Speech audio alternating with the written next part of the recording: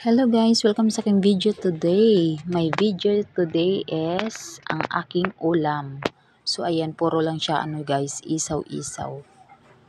Isaw-isaw guys ang aming ulam para maiba naman. Ayan, kimchi.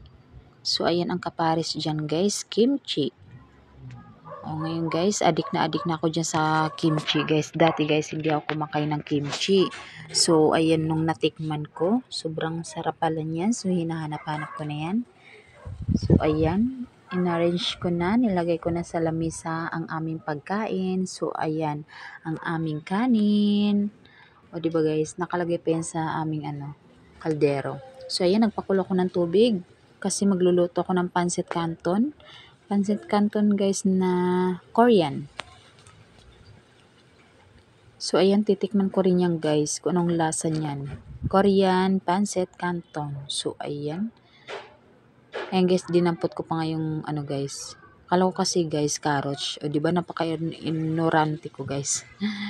Kasi guys, kasi guys, pag kumakain kasi ng pancit canton, ibang yung ibang pancit canton. Ito kasi guys, pang Korean. Titikman ko lang siya guys kung anong lasa. So ayun na, parami yung seasoning ko. Yan pala ang maanghang. Dapat pala guys, konti lang nilagay ko dyan.